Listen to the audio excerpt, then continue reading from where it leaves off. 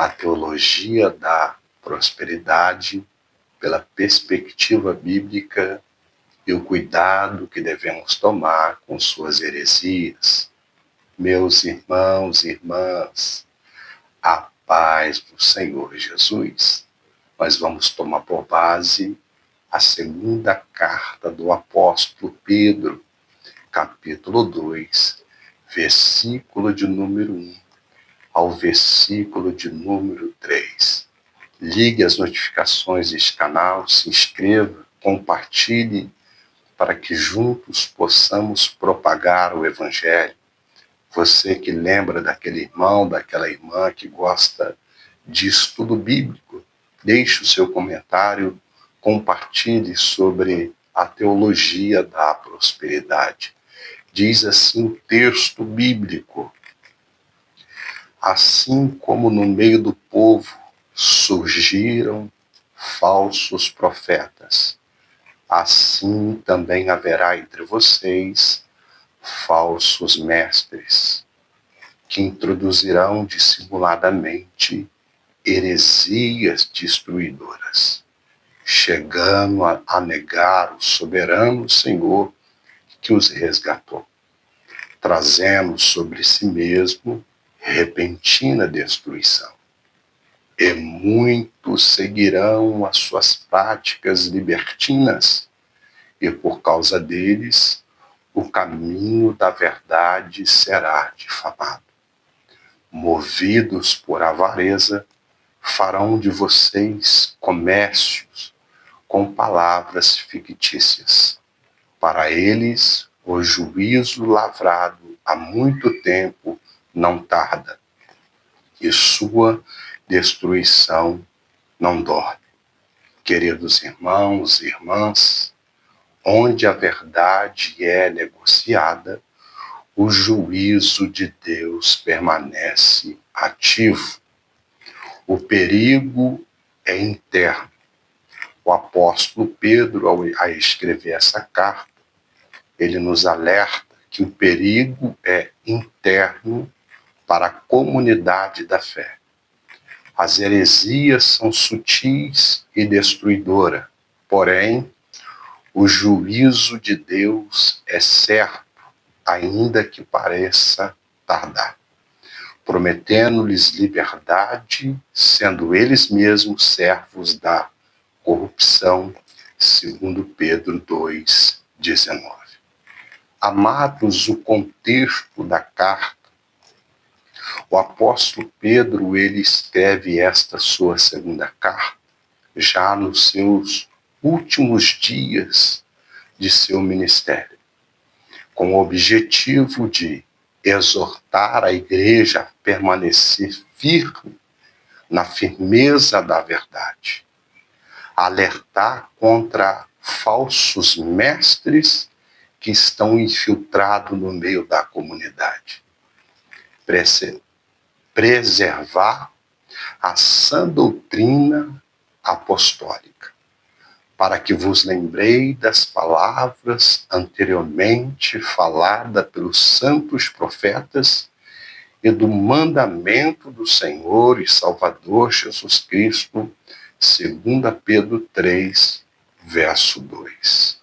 A nossa regra de fé, queridos irmãos e irmãs, está fundamentada na doutrina de Cristo, dos profetas e dos apóstolos, aonde Cristo é a pedra fundamental, a nossa rocha.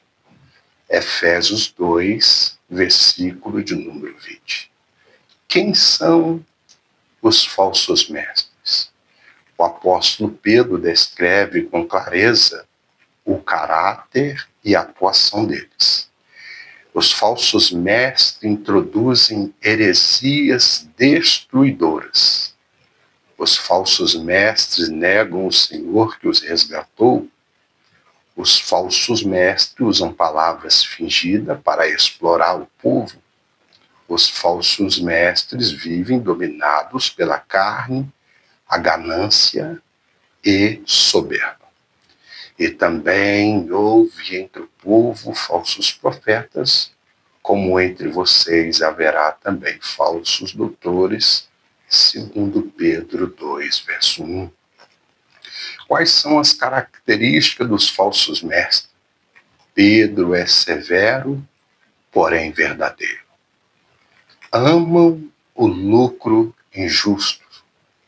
Os falsos mestres prometem liberdade, mas são escravos do pecado. Os falsos mestres desprezam autoridades espirituais. Os falsos mestres vivem em sensualidade e arrogância. Os falsos mestres deturpam a graça de Deus, prometendo-lhes liberdade, sendo eles mesmos servos da corrupção, segundo Pedro 2,19. O juízo de Deus sobre eles. Pedro afirma, queridos irmãos, que o juízo é certo e inevitável, usando exemplos bíblicos como os anjos caídos, que teve o juízo de Deus, o dilúvio nos dias de Noé e Sodoma e Gomorra. O Senhor sabe livrar da tentação os piedosos e reservar os injustos para o dia do juízo, segundo Pedro 2, verso 9. Como a igreja deve reagir? O apóstolo Pedro, queridos irmãos e irmãs, ele não apenas alerta-nos, mas ele nos orienta. Número 1, crescer na graça e no conhecimento do nosso Senhor e Salvador Jesus Cristo, permanecer na palavra de Deus inspirada, viver uma vida santa em santidade e vigilância, não ser levado por ventos de doutrinas estranhas, antes crescei na graça e no conhecimento do nosso Senhor e Salvador Jesus Cristo, segundo Pedro 3, versículo de número 18. A mensagem central: nem todo discurso religioso vem de Deus. A verdade bíblica, queridos irmãos e irmãs, sempre glorifica Cristo e não o homem. O verdadeiro evangelho produz santidade e não libertinagem. A heresia da teologia da prosperidade é a distorção do evangelho que ensina que fé, ofertas ou declarações positivas garantem riqueza nessa terra, sucesso nessa terra, saúde nessa terra, colocando o foco total no ganho material e não a salvação e a vida eterna em Cristo Jesus por sua morte e ressurreição na cruz. E também não colocando no arrependimento e na transformação espiritual, reduzindo Deus ao meio de benefício pessoal e não ao Senhor da vida. A palavra heresia significa escolha ou doutrina falsa, que deturpa a verdade bíblica, tirando um texto fora do contexto de forma isolada, afastando o ensino de Cristo e dos apóstolos para promover ideias humanas como se fosse a vontade de Deus. O pilar da teologia da prosperidade. Número 1, a confissão positiva. Ensina que palavras criam realidade. Declarar prosperidade e cura seria um ato de fé eficaz. Número 2, fé ativa e declarações. A fé é apresentada como uma força que obriga Deus a agir conforme as declarações humanas. Oferta em dinheiro como chave da prosperidade. Então você tem que dar para Deus te dar em troca. O ato de semear financeiramente é visto como garantia de retorno material. Prosperidade como recompensa divina. Riqueza, saúde e sucesso são interpretados como sinais diretos do favor de Deus.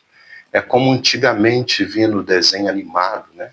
Achava uma lâmpada e ali no desenho esfregava a lâmpada, saía um gênio e fazia os pedidos para o gênio da lâmpada e ele concedia qualquer pedido, né?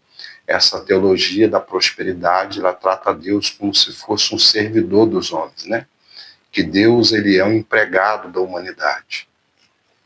Temos alguns textos para poder refutar essas heresias. Provérbio 19, verso 21, está escrito: muitos propósitos há no coração do homem, porém o conselho do Senhor permanecerá. Tiago, capítulo 4, verso 13 ao 15. Se o Senhor quiser, viveremos e faremos isto ou aquilo. Qualquer prevenção, né, do homem, do amanhã ou porvir, é algo maligno, porque o amanhã pertence a Deus. Lucas 12, verso 15. A vida de um homem não consiste na abundância dos bens que ele possui. Queridos irmãos e irmãs, quando a fé deixa de confiar em Deus para tentar controlá-lo, ela já se corrompeu.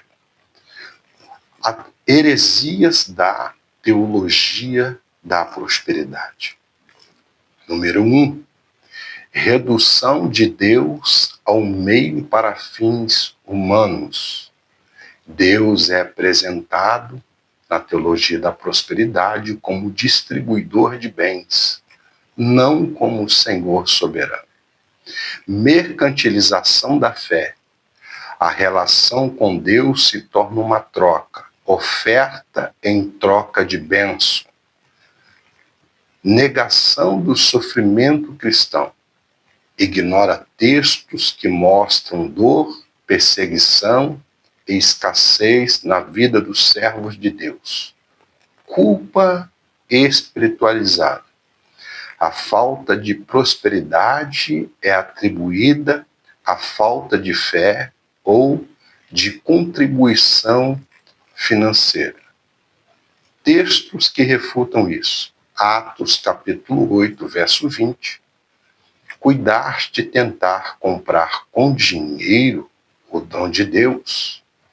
João 16, verso 33.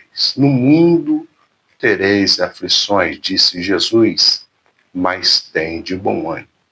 2 Timóteo 3, verso 12. Todos que querem viver piamente padecerão perseguições. Queridos irmãos e irmãs, todo o evangelho que transforma Deus em produto e o homem em cliente não é o evangelho de Cristo. Então é o seguinte: para poder pregar é 10 mil, 15 mil, 20 mil, 30 mil, 100 mil, 50 mil. Né? Para poder ministrar um louvor é 200, 300 mil, 400 mil, 1 milhão, é daí por diante. É claro que eu considero, né, alguém convida alguém para ministrar, é justo a pessoa, né, manter a condução aí do retorno ou até um lanche, né, para o pregador, para a pregadora. Mas nós estamos vivendo um tempo, né, de graça receber e de graça dar. Nós estamos vivendo um tempo que essa teologia da prosperidade, os coaches, né, cobrando aí para pregar nos teatros, né, sentam na cadeirinha ali, mexendo com a parte emocional, psique, né, na psicologia, e as pessoas estão pagando 300, 400, 500, 1.000, 10 mil reais no ingresso para assistir. Eles sendo massagear o ego das pessoas, estágios sendo alugado, né, sem generalizar, tem coisas boas acontecendo, avivamento. Billy Graham mesmo ganhava milhares de almas, mas tudo tem que apontar para o senhorio de Cristo. Tudo tem que exaltar a Deus, fazer tudo para a glória de Deus, em favor das almas. O Evangelho, ele é para exaltar a Cristo, para poder anunciar, né? Porque Deus amou o mundo de tal maneira que deu o seu Filho unigênito, para que todo aquele que nele crê não pereça, mas tenha a vida eterna. Cristo desceu do céu e se fez homem, nasceu de uma mulher virgem, né? Passou todo o sofrimento que nós passamos, cresceu, se fez homem, o Verbo se fez carne e habitou no meio de nós, morreu com morte de cruz, crucificado, coroa de espinho, para perdoar os nossos pecados e ofensas. No terceiro dia o Pai o ressuscitou dos mortos, e quem nele crê e for batizado será salvo e terá a vida eterna. Este é o Evangelho que os apóstolos pregaram, que Cristo nos ensinou. Agora, queridos, ensino da teologia da prosperidade, o que eles ensinam? Prosperidade financeira como prova de fé, né? O rico é visto como fiel e o pobre como espiritualmente fracassado. Então, quem é rico, né, é visto como um fiel, e quem é pobre é como um fracasso espiritual. Cura divina garantida, né? Ensina-se que todo crente pode e deve ser curado imediatamente. E o dia que Deus não quiser curar? Você vê na Bíblia que Deus curou muito, e Jesus curou muitas pessoas, Deus curou muitas pessoas de enfermidade, mas teve pessoas que ele não curou. E o dia que Deus não quer curar? Porque tudo tem um propósito. Como que eles fazem com isso, né? Deus quer todos ricos, é o que eles ensinam. A pobreza é tratada como maldição ou erro espiritual. Bênção material como evidência de favor divino. O sucesso visível se torna a métrica da espiritualidade. Então, quem não prospera, quem é pobre, né, está amaldiçoado, porque não está ali ofertando, não está cumprindo os ritos do extremismo religioso, do legalismo deles. Então, mas quem é rico, sim, esse está cumprindo ali o ritual legalista do extremismo religioso, né? Então, quais são os textos que refutam esses ensinos? Filipenses 4:2, o apóstolo Paulo ele escreveu, né? Sei estar abatido e sei também ter abundância. Ele aprendeu a viver com muita coisa ou não tendo nada, né? Posso todas as coisas em Cristo que me fortalece. 2 Coríntios 12:9, a minha graça te basta, Deus disse para Paulo. Tiago 2, verso 5, Deus escolheu os pobres deste mundo para serem ricos na fé em Cristo Jesus, porque a salvação é pela graça de Deus, sois salvo por meio da fé. Não vem de vós, não vem das obras, para que ninguém se glorie, mas é um dom gratuito de Deus, um favor imerecido, Efésios 2:8. Quando o sucesso terreno vira medida de fé, a cruz deixa de ser a centralidade. Cuidados a tomar com a teologia da prosperidade. Queridos, Cristo precisa ser o centro da mensagem que o mensageiro traz. Ele é o centro do Evangelho. Evangelho vem do Evangelho, que significa boas novas, boas notícias da salvação em Cristo. Cristo é o autor e consumador da nossa fé. Cristo precisa ser o centro. O Evangelho não existe para enriquecer pessoas, mas para salvar pecadores. Discernir as promessas bíblicas. Tem mais de 8.000 promessas na Bíblia, mas tem que discernir. Muitas promessas são espirituais e escatológicas, tá? Avaliar líderes e motivações. Onde há manipulação emocional e financeira, há um risco espiritual. Isso pode envolver a sua salvação. Equilíbrio bíblico. Paulo viveu abundância e escassez, conforme falamos em Filipenses, e não demonizar a pobreza. Não podemos demonizar a pobreza. A Bíblia não afirma que pobreza é falta de fé. Isso é heresia. Orientação, Colossenses 2:8. Cuidado para que ninguém vos escravize por meio de filosofias e vãs sutilezas, segundo a tradição dos homens, segundo os rudimentos do mundo e não segundo Cristo. O apóstolo Paulo diz: nem todo conhecimento vem de Deus. O cristão deve discernir e rejeitar ensinos que nos afastam de Cristo e da verdade do Evangelho. 1 Timóteo 6, versos 6 ao 9, está escrito: de fato, grande fonte de lucro é a piedade com contentamento, porque nada trouxemos para o mundo e nada dele podemos levar. Do pó nós viemos e para o pó nós retornaremos. Tendo o que comer e vestir, estejamos satisfeitos. Os que querem ficar ricos caem em tentação e em muitos males. A verdadeira riqueza, queridos irmãos e irmãs, não está no dinheiro, mas em viver com Deus em contentamento. A busca desenfreada por riqueza conduz à queda espiritual. Em Mateus 6,33 está escrito: buscai primeiro o reino de Deus e a sua justiça, e todas essas coisas vos serão acrescentadas. Quando Deus ocupa o primeiro lugar, ele cuida do que é necessário. Priorizar o reino ajusta a vida e fortalece a fé. A fé madura não pergunta quanto vou receber, mas como posso glorificar a Deus. Como identificar a teologia da prosperidade hoje? A teologia da prosperidade, o seu ensino dá uma ênfase excessiva em bens material, tem uma semeadura interesseira financeira, ausência da teologia cristocêntrica e da cruz, promessas condicionadas totalmente ao dinheiro. Como podemos discernir? Mateus 7, 15 ao 16, está escrito: cuidado com os falsos profetas. Eles vêm disfarçados de ovelhas, mas por dentro são lobos vorazes. Pelos seus frutos vocês os conhecerão. Jesus ensina que a verdadeira fé se revela pelas obras e pelo caráter. Quem é de Deus produz frutos que glorificam a Cristo.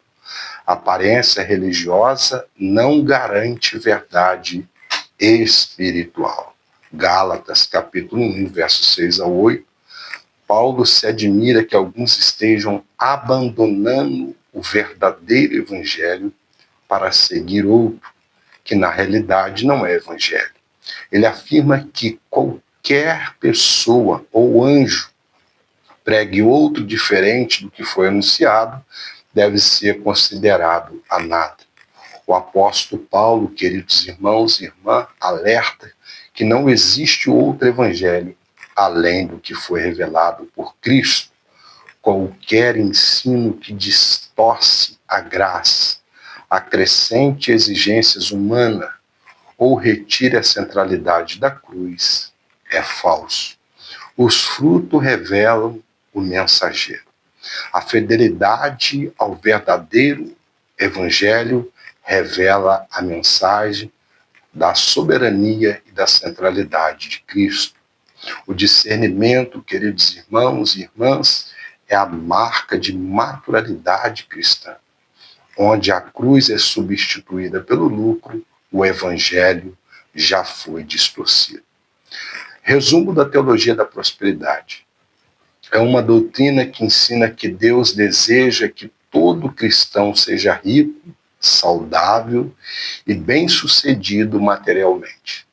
Afirma que fé declarada, palavras positivas e ofertas financeiras ativam bênção.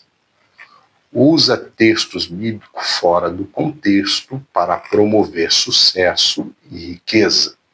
Ignora o ensino da cruz, do sofrimento e do contentamento do cristão. Substitui a soberania de Deus pelo desejo humano. Tendo o que comer e vestir, estejamos contentes. 1 Timóteo 6,8. Queridos irmãos, eu não creio na teologia da prosperidade, mas creio num Deus Todo-Poderoso que abençoe que abençoa pelo poder do Evangelho. Você que é cristão, que trabalha, o trabalho dignifica um homem. Deus pode te prosperar, mas a grande parte da prosperidade na Bíblia é espiritual. Mas Deus pode te prosperar financeiramente também, mas não da maneira que é ensinado nessas heresias. Os mercenários da fé, quem são eles? São líderes que usam o evangelho como meio de lucro. Pregam visando dinheiro, fama e poder.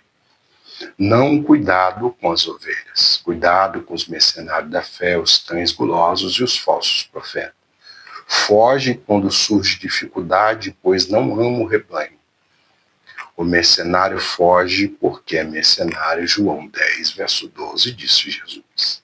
Os falsos profetas falam em nome de Deus sem terem sido enviados por ele. Pregam mensagens que agradam aos ouvintes, revelando CPF, identidade, mas não confrontam o pecado. Prometem paz, prosperidade, vitória, sem arrependimento e conversão genuína. Tem aparência de piedade, mas nega o poder do Evangelho. Pelos seus frutos conhecereis, Mateus 7, 17. Mateus 7, verso 16 e 17, perdão. Arrependei-vos dos vossos pecados e convertei-vos dos vossos maus caminhos. Talvez haja esperança para você. Arrependei-vos, é chegado o reino dos céus até vocês. O alerta bíblico, onde o dinheiro ocupa o centro, Cristo já não reina. O verdadeiro evangelho exalta a cruz, não o sucesso humano. Ele exalta a Cristo, o senhorio de Cristo. Cristo é o alfa e o ômega, o princípio e o fim, o que é o que era, o que há de vir, o Rei dos Reis, o Senhor dos Senhores e o Todo-Poderoso. A igreja é chamada a provar o Espírito e permanecer na sã doutrina, porque o amor ao dinheiro é a raiz de todo mal, 1 Timóteo 6,10. Conclusão bíblica: a fé cristã não é medida pela conta bancária, nem pela ausência de sofrimento e dores, mas pela fidelidade a Cristo, guardando os seus mandamentos, vivendo uma vida de oração, leitura diária das Escrituras Sagradas, arrependimento em todas as circunstâncias. Mateus 6, verso 19 e 21. Onde está o teu tesouro, ali estará também o seu coração. Quero citar 3 frases para concluir, 3 frases. John Stott disse: o evangelho não promete prosperidade terrena, mas chama o cristão a tomar sua cruz e seguir o Cristo, renunciar a si mesmo, a tua vontade, os seus desejos, para viver a vontade de Deus, plano de Deus, desejo de Deus. Então pegue a tua cruz. Quando a graça é pregada sem discipulado, sem cruz e sem Jesus Cristo vivo, ela se torna uma graça barata. Qualquer mensagem que coloca o homem no centro e suas bênçãos acima da glória de Deus deixou de ser o verdadeiro evangelho. Meus irmãos, a paz do Senhor Jesus, se inscreva neste canal, ligue o sininho da notificação, deixe o seu comentário e compartilhe. Até o próximo vídeo. A paz do Senhor Jesus.